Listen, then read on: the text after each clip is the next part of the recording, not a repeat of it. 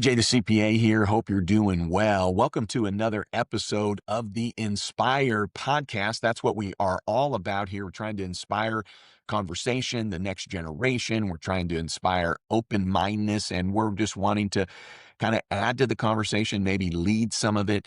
And with that, I'm here with my great friend Anshul. And today we're going to be talking about the different locations. But before we do that, how are you, my friend? I'm great, JJ. Always a pleasure to talk to you.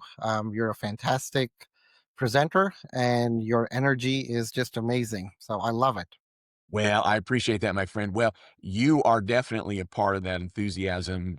Part of what Anshul brings to the table and why I love partnering with him, really just when I say partnering, I'm just saying in our message, is that you are that bridge, being somebody that's a native of India, which we're going to talk about first, but then being stateside.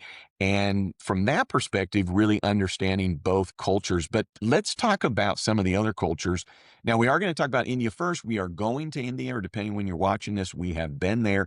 So we're starting with that. I know that I've had probably a lot more interest in the CPA side of India from the standpoint of they are part of the future and they are expanding our numbers, for lack of a better word. So I'm excited about that. I love how the um, India culture has really, I want to say, gathered around the tradition of the CPA and really accepting that there's a pathway to that that's not easy, but actually wanting to ensure that they are then capable, qualified, and fit into working with those in the US. So let's chat about that first, but we're going to also talk about some of the other major areas, the Philippines, Argentina, and maybe why there's still some hesitancy and maybe why you're seeing specifically some more comfortableness depending on the culture and maybe why. So with that, let's chat about India first.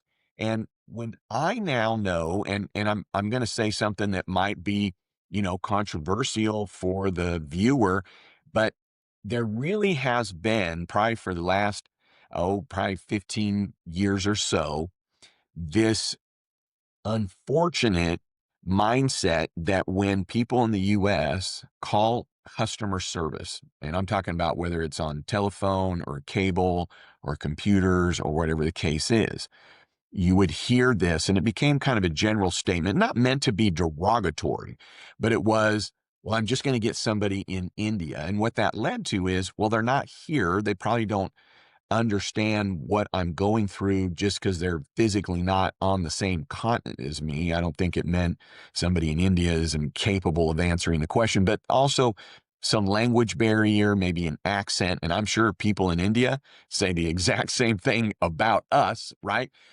But all that being said, honestly, I feel like then when you look at a traditional profession like the tax profession, CPAs, EAs, tax professionals, we're kind of going based on, well, what we know. And so I'm going to be honest with you.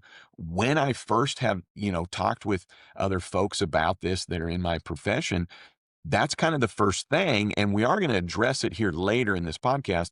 But what is it that you see? Because I see this very superficial, very thin barrier that has to, though, be first broken for then somebody to kind of see beyond really what I would call is just this mindset of, well, I'm getting a hold of somebody in India. So does that resonate, I think, with CPA firms? What are your thoughts related to that? So whenever CPA and accounting firms, when they hear about offshoring, when we talk about India, there is a mix of emotions. The first one, what you said, is just hesitation, assumption that it would be poor quality. And that stems from, yes, those poor customer service calls from the early 2000s. What people don't realize is that even like early 2000s, when you were calling customer service, some calls were horrendous, but some were really good. Yes. People were surprised to hear that even the good ones were based in India. Um, they didn't sound Indian. They didn't like they just didn't seem Indian, right? But those calls were also based in India. So a lot of what happens with offshoring depends less on the country being offshored and more on the firm that's offshoring. When you go to India, you could find people that can speak perfect English, that can do accents. Accents as in like somebody from Texas has a different accent from somebody from Massachusetts. Absolutely. You'll find people in India, or you could, that could do these different accents as well. Or you could find people who could barely speak English. So firms that were offering their customer support got to choose. And unfortunately, a lot of firms ended up choosing the person who didn't quite speak the best English because they were trying to save money. So that sort of gave offshoring a reputation that it's bad. So when I talk to firms, I bring up this example. I tell them that, yeah, a lot of bad stuff happens in foreign countries, but all the good stuff that we celebrate here, people don't know that a lot of the, for example, special effects that happen in like these Marvel movies, Game of Thrones, they're all like developed in India. So a lot of your AI stuff that we're using, a lot of that is made in India.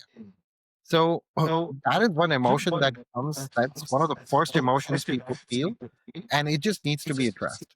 Once it takes a while for accountants to become comfortable with that, and then the other thing that comes up is they still, despite all of that, they still see India as a safe offshoring destination. So it's quite a conflict. But they see it as safe is because a lot of their peer firms have already done it, and a lot of them have had real success offshoring to India. So it's always a challenge between one side of the brain that says, it's cheap and I don't want to exploit people, and one side, the logical side that says, but all these peer firms are doing great. So now all the conversations are somewhere in between that I've heard people doing good things, but I've also had bad experiences. So they tell me, talk to me about it. How can I be on the good side? And those are good conversations, but that's how people really think about India, like in that first. Yeah. And, part of the reason I bring that up and that you're discussing it is that, that's a superficial barrier. It's also probably one that is, and usually I would say in any circumstance, the first barrier, regardless of how thin or unstable that really is to punch through, is, biggest hurdle. And it's just because until somebody listens and still somebody is then interested, well, they're never going to really actually learn about it. Because what I have found, and in, my own personal experience as well, and then with you and talking with others, is that the quality is superior to the US. And it's just a fact based on my experience. And I don't mean that as an insult, but hear me on this.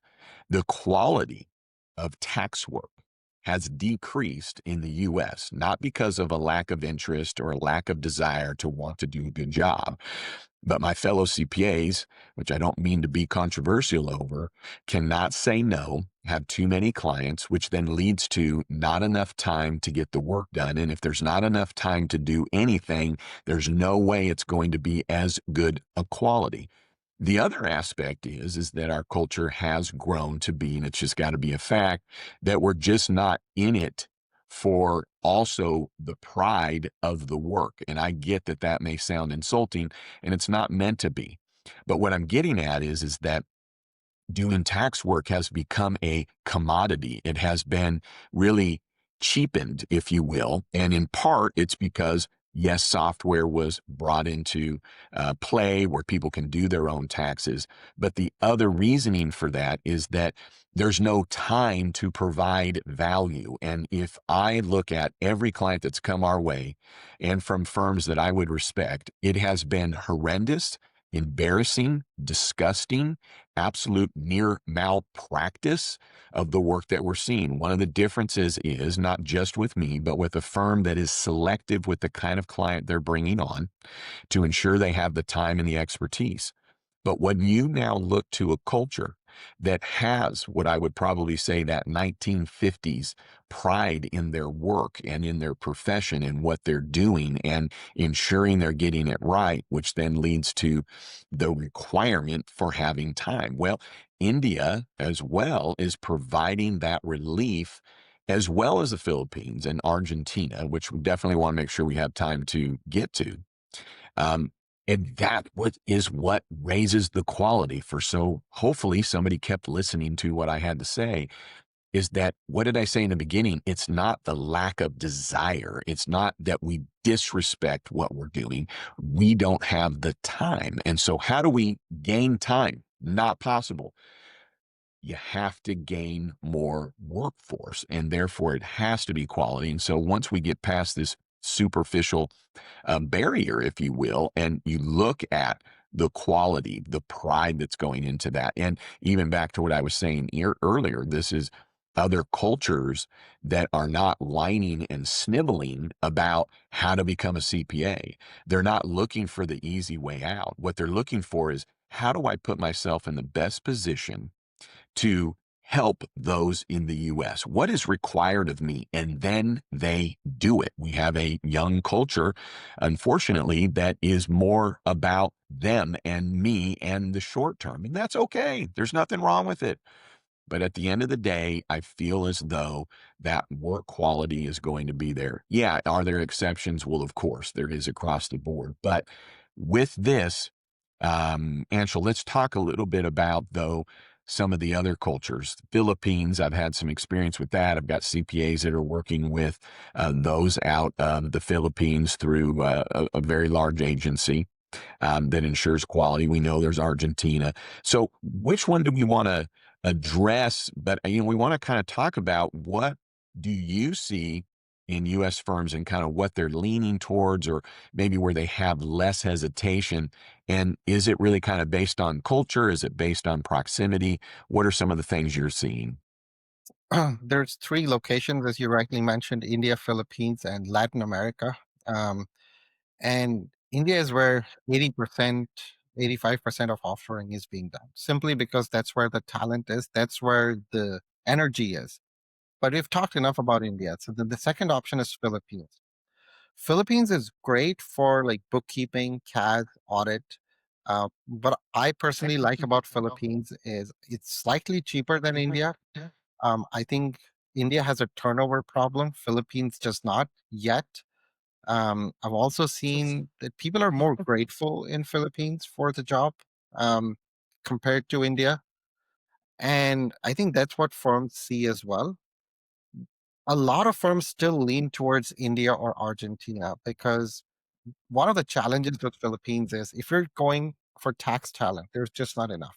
You'll find young accountants that you'll need to train, and that's fine. But it's just not as fleshed out, and the size of the talent pool for tax in Philippines is not the same as India. The depth of it is not the same. So if you look at the population, right, Philippines is about 100 million, India is 1.5 billion. So there's just, in terms of the size and the depth, it's just not even a comparison. I recently did a post on LinkedIn. I had read that Philippines will have a US style accountant shortage in 5 to 6 years, and I just couldn't believe it. So I posted on LinkedIn, and a lot of people from Philippines contacted me saying that they do believe that that will be the case. So I spoke to a firm, and they were like, "Yeah, we like Philippines, but we've heard that too, and that's why leaning towards India." So I think Philippines still has a really good talent pool. It still has a place, but I don't think it's going to be comparable to India. And a lot of people that don't like India for whatsoever reason and were going to choose Philippines are now choosing Argentina or Colombia. And with Argentina, they work the same time zone as us without having to pull an overnight shift. That's a big deal. Culturally, they're a lot closer to us, right? They're European groups. There's like religious proximity. The way they talk, the way they think, their accent is easier on the ears, just because we're more familiar with the South American accent. So when somebody says, "I don't want to do India," then they automatically, or not automatically, they eventually gravitate more towards Latin America. That, hey, if I'm not doing India, then I'm getting everything better with Argentina or Colombia. I am a bigger fan of Argentina than Colombia, simply because I felt the digital and the physical infrastructure in that country was like the best. Um, so that's what I'm seeing. Right, people are either gravitating towards India or towards Latin America, and there's enough that still like Philippines. I'm a big fan of it. Like, I don't want to say that it's not a good destination for you Oh, to, sure, sure. but I'm just, this is what I'm seeing and hearing from firms in all my meetings. Yeah. Yeah. Well, from my perspective, a lot of that too is what we're thinking that it is, right? It's like, well, it's proximity or it's the accent or it's what we think. So, what I like is that you're going through that barrier to talk about, well, where is that talent pool? And, from the standpoint of the CPA in India versus that talent pool that's being created, for lack of a better word, in the Philippines, makes sense. And from Argentina, you had mentioned earlier, it does have a lot smaller population, or Latin America, smaller population to get from. So with all that, I think that the only other thing I've heard about Latin America is that it seems that, and maybe just as a percentage per capita, but a lot of those that are doing this offshore work, but the work is in Latin America. Are you seeing it's also maybe attracted by, or it's attractive because there's a lot of those folks that are coming to the US for university or college and then going back to Latin America? Or are you seeing, because that's what I've been now told by a couple of um, you know, firms that are doing some kind of specialty tax work, is that was their big reasoning for going to Latin America, is they were saying that more of them are getting educated in the US and then going back. But what are your thoughts? Is that true? I've not seen that to be the case. Like there Okay. are enough people in each country that have a US education and have gone back. So a lot of owners of agencies in every country, that's their profile, that Okay. they've either lived or studied or worked in the US and then gone back. For Argentina or Latin America, it's primarily about time zone and cultural proximity. Those are the two. But that comes at a cost. And Yeah. we're looking for a bookkeeper for a client right now. And in India or Philippines, that bookkeeper, like an experienced bookkeeper, would be $800 to $1,000 a month. That's salary plus benefits. And in Argentina, that would be twice as much, like $2,000. So it does come at a premium. It's still cheaper than the US. But I think the reason a, a lot of firms are gravitating towards Latin America is really the time zone alignment and the cultural proximity. Yeah.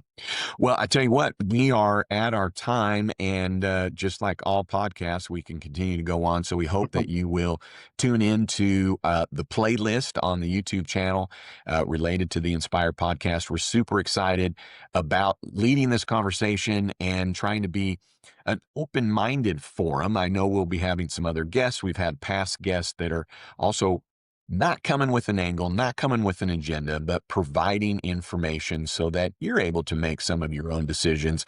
And we normally have not ever said this before, but I would like to encourage the listener that if you really do want to run deeper on this, I think what you've seen from Anshul is a genuineness to educate on the options. It doesn't need to be that he's only talking about what his company can do.